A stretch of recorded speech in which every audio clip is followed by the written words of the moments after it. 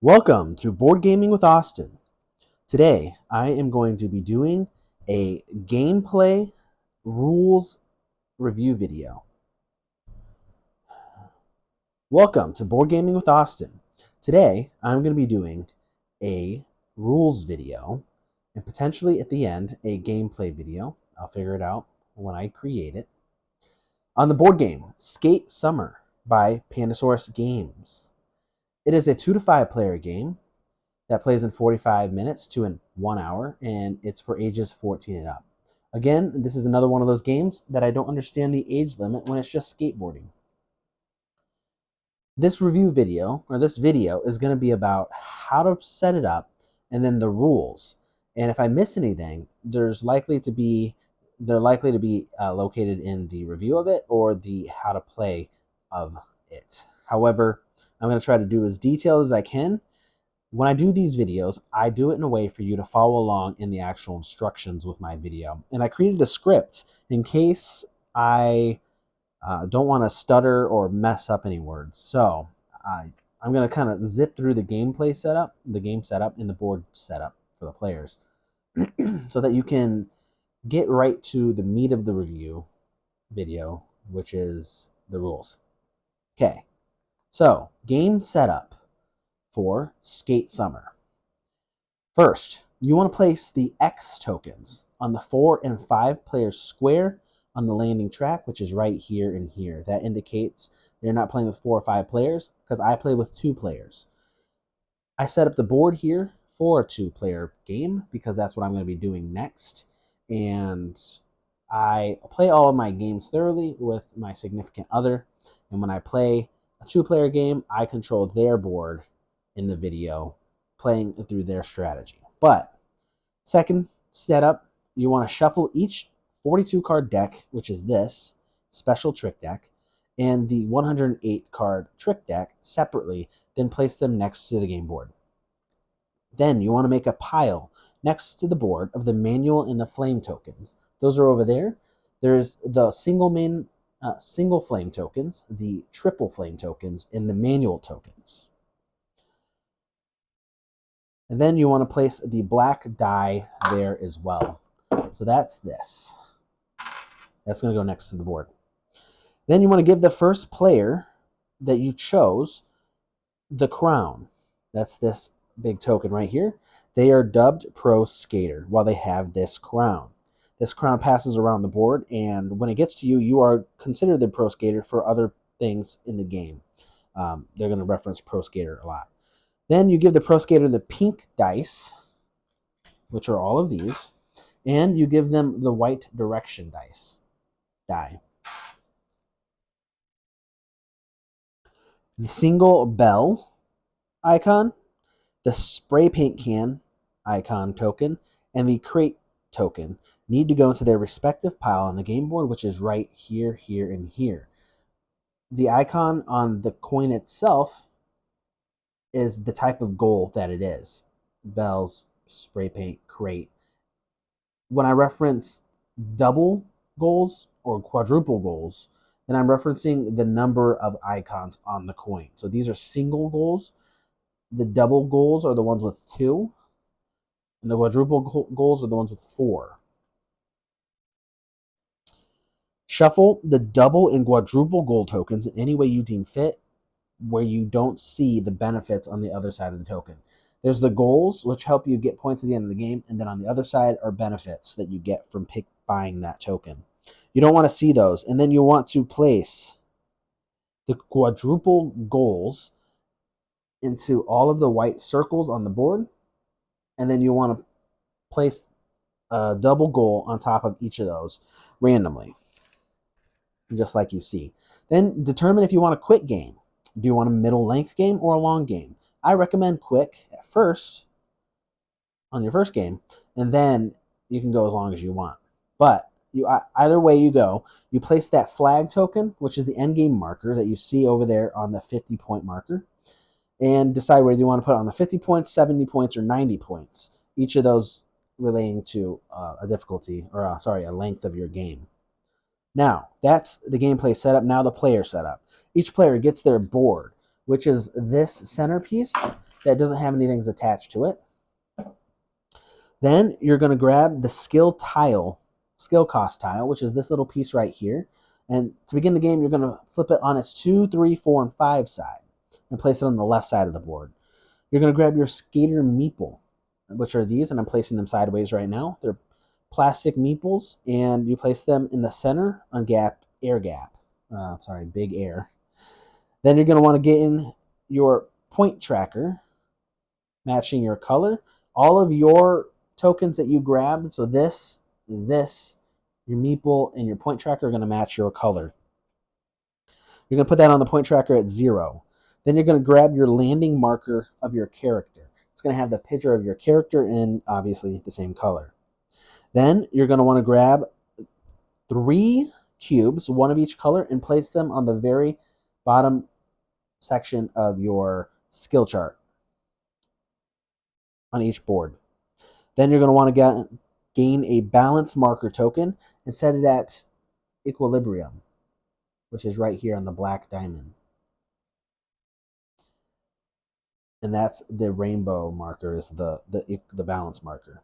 So then you're going to want to gain a check mark token, which is check mark on one side and an X mark on the other side, and set each X on each of the letters on top of your board. So an X there, an X there, an X there, an X there, an X there, and an X there. On both boards, they're X's until you've achieved that goal, but I'll get to that later. You get 2 special trick card tiles that you place on top of your board. That's these right here. They're purple diamonds with a plus over a card. That symbol stands for trick card, and you're going to want to place them in the far left and the far right notch on those purple sections there. Then you're going to want to gain the special trick block tile on the bottom of your board. So that's this token right here with an X going over that icon I just described. And you're going to want to put 1 on the bottom, covering one of the 3 slots on your special tricks slots of your board. Then you're going to want to grab 1 token that says hand size 5 and place it on the slot that says hand size 7. Those are all restriction tiles. All these tiles right here are restriction tiles, restricting your ability until you upgrade that. Then you're going to want to get the landing track bonus tile and place it on the top right of your board. So that's this single landing bonus with a 1 star. You place that over the icon on the board that says double landing bonus. Then you want to gain the left bail tile bonus and the right bail tile bonus. That's the skull with the pink on the left and the skull with the pink orange on the right. And you're going to cover the extra slot that you'll get once you get rid of those tiles. Each player starts with 1 manual token. That's these tokens right here with the skateboards on them. If you watch my review video, I actually go over each icon and each token pretty much. Then you're going to finally draw 5 cards to start the game. You draw them from this trick pile. Each player starts with 5, and eventually you can potentially get up to 7. All right, now the winning conditions of this game. As soon as someone passes the goal tile, the end game goal tile, you end that round, and then you score the final points. You score points for having hit all the checkpoints. You score points for having hit all the checkpoints, the skater letters, around the board by the end of the game. Having the most goals, so that's these. There's 3 different goals, 3 different icons, and whoever has the most of each icon at the end of the game gets 8 points. And then the second person with the most gets 4 points. So you might have the most of bells, but not the most of these, so you get 8 points. And then if you have the second most of any of these, then you get the 4 points. No one gets any for 30 points or less, or for third place or less. And then you rack up points at the end of each skills and points phase, which is the second phase, by playing combo cards from phase 1, and I'll explain that more later. So each round is done simultaneously in 4 phases. The first phase is combos. The second phase is skills and points. The third phase is moving. The fourth phase is round ending. So first phase is combos. This phase is all done simultaneously. All unless someone lands or bails their trick. All players simultaneously play a trick card from their hand onto the combo track. The first card must be placed on the center slot, and you must decide which direction your balance will move, left or right. So as you play this card, you're going to have arrows in the bottom right of the card. When you place that first card, you're going to decide which arrows you're going to use, the left ones or the right ones. Each of the arrows have different abilities, which I'll get into later, but for the heck of it right now, I'm going to say I chose the left one, which is one fire arrow going left. So you move your balance tracker, this is your balance tracker, one space to the left. Every card played after this center card will move the balance marker the number of arrows toward the side it's pointing. So let's say I just placed this card and I want to use the 2 fire arrow to the right. So I place it on the right side. Every card goes under the card that it's played next to. So these cards are going to be placed under the center card so that you only see the arrows that you want to use. So once I played that, you only see the 2 right arrows that are on fire, so you go to the right 2 on the balance track. You're trying to balance yourself as you're doing these combos and these tricks, and then you don't want to bail, which is hitting these skull icons, and I'll get there later. You gain all benefits on the card if you don't end up bailing. So I just went 2 to the right, and it's a flame arrows. So I went 2 to the right, and I didn't end up bailing, hitting the skull, so I immediately get the bonus of that, which is gain 2 fire tokens. Okay, the second part of phase 1 is the pro skater, once everyone's played their cards, then rolls the direction die and 1 pink die after the first trick is played. After the center card is played, the first trick, the pro skater, the one with this crown icon, takes 1 pink dice and 1 white dice and shakes it and rolls it together. The minuses on the die mean that you go left.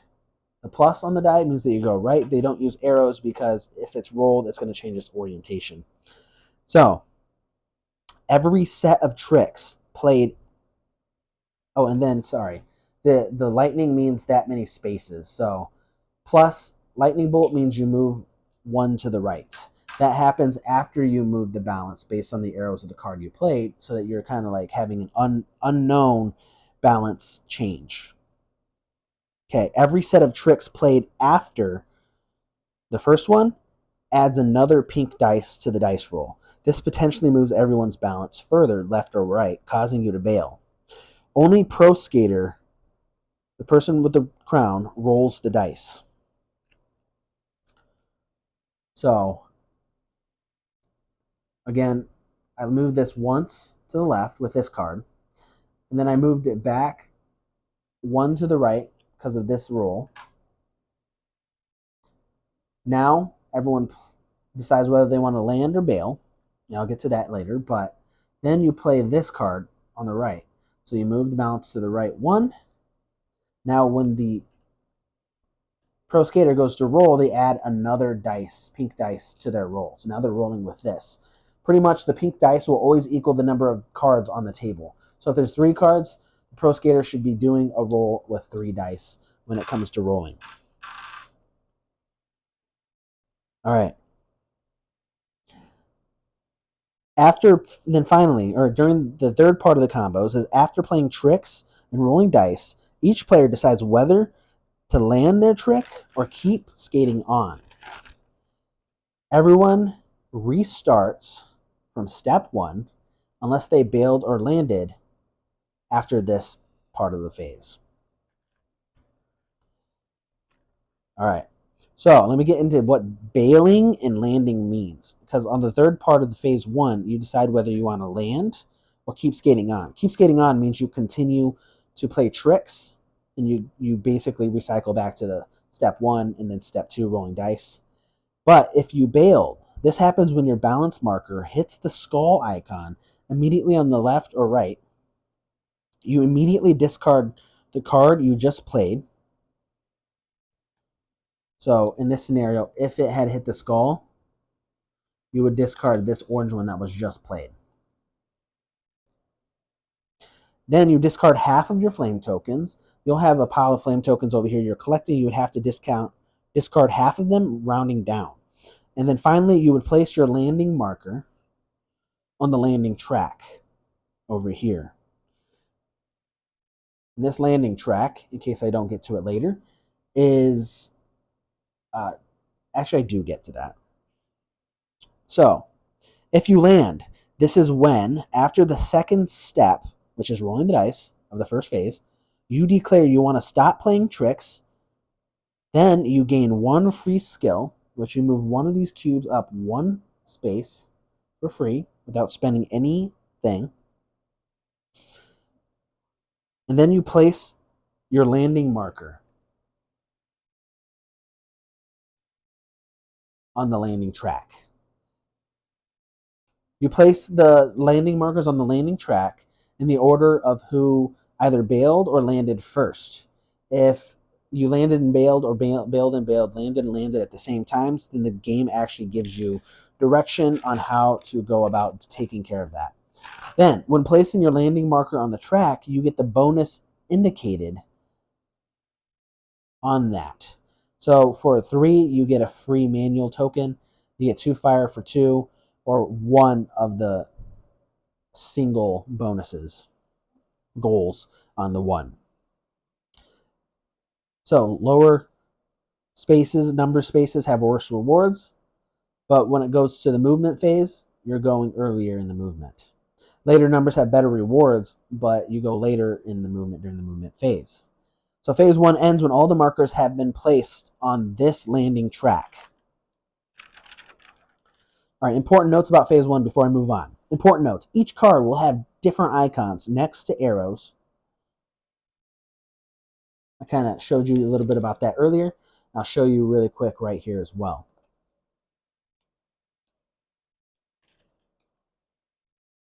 So those icons right there on the bottom right next to those arrows, there's the flame arrow and then one of the goals next to an arrow.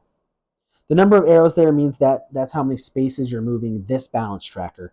A picture of one of the goals, and it's usually only one goal pictured there, gives you 1 goal icon token from one of these slots that matches it.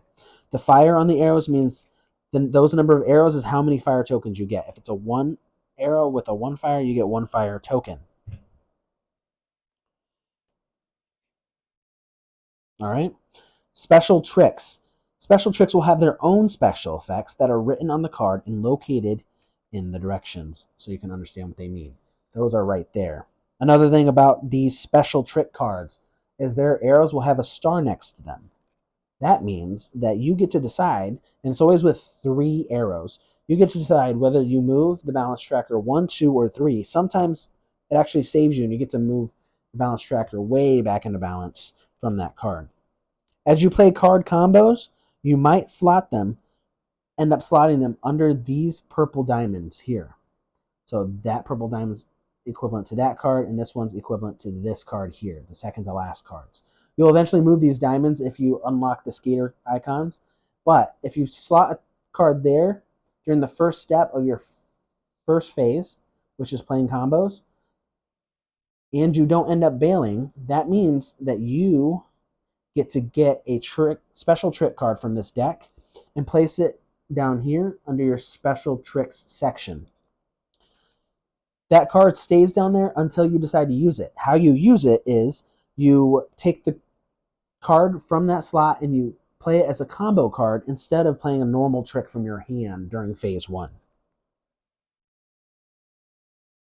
If you don't bail after you play it, you immediately gain the special effects and the other benefits on the card. All right. And another important note, if you gain a trick, it goes on your board in the special slot. You only start with 2 slots open. You do eventually get rid of this if you get the skater symbols, and then you'll have 3 slots. As you play, all the tokens causing restrictions on your player board can be removed by hitting your skater checkpoints, which are these right here. As you get onto these locations around the board, you're going to change those X's to check marks, and then if you have all of them, they give you points at the end of the game. But I digress. I'll move on to phase 2. Phase 2 has a couple different steps to it. Step 1, during this phase, this is the skills and points phase. During this phase, you can use fire tokens to upgrade your skill levels. These skill levels are right here. The icon on the side of the board here indicates the cost in fire tokens to upgrade each of those to that level. So to go from blue 1 phase step to the second step costs 2 fire tokens. Then to go up there, it's 3 fire tokens, and so on. Be careful because these fire tokens are used to buy goals on the next phase as well when you're moving. All right, step 2. Next, you score these points. Score the main points you'll get in the game. The number next to each cube that's circled in black scores that many points per combo card with the matching icon in the top left of the card that you successfully played during the phase. So if you don't bail, then you get to use that card. So let's say I played these 2 cards here. During the phase 1. During phase 2, you look at those icons, 2 red icons, and then you look at how many points each icon card costs. Right now, it's only 1 victory point per card. You have 2 cards, so that gives you 2 victory points to score immediately on this phase of the turn round. And so special tricks are wild and can be classified as any one of these icons. There's 3 icons. There's railings, ramps, and curbs, all the kind of things you would be riding on a skateboard. Remember though, whichever you decide to classify it as now is how it would be classified when you move onto the 3rd phase. So if you classify that trick card as a blue ramp because you have more victory points for blue ramp cards, then it has to be played as a blue ramp card when you go into the 3rd phase, the movement phase. So finally, for the 2nd phase, you keep these combo cards that you played during the 1st phase. You keep those in your hand, and you want to keep them separate from the rest of the hand that you started round 1 with, phase 1 with. The ones that you didn't play, you want to keep those separate. The ones that were played here, keep them separate from your hand that you didn't play because they'll be used in phase 3. So phase 3 is moving.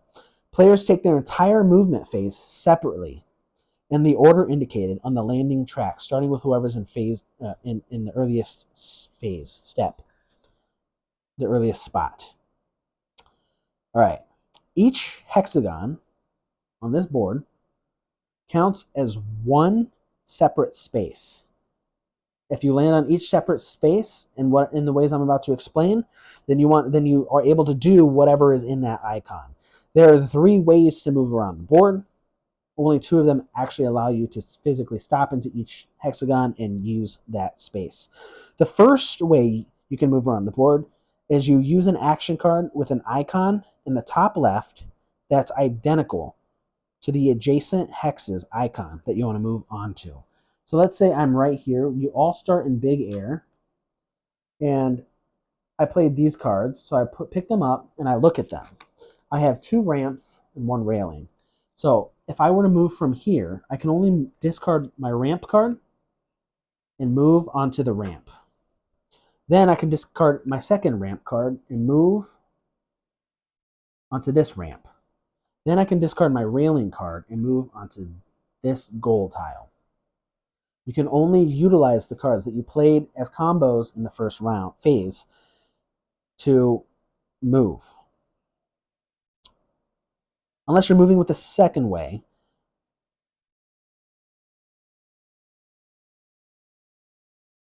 So real quick, to add to that first one, remember the special tricks icons is what you chose on phase 2 during the point counting. So kind of what I explained earlier. That comes into account here. So second way to move is you can move to 1 adjacent hex. So from here to any touching hex for free once per manual token that you use. So these tokens right here allow you to move once per token for free to an adjacent hex without spending any of your cards. Moving to a hex in one of these two ways allows you to do whatever is on that hex. And I'll explain all of the things you can do in the hexes. The other way to move is using Big Air in the center of the board, which can only be done after the first complete round. So the first entire round, you can't do that. There are two ways to get to Big Air, though. There's one. You can discard any card from your hand, any one card,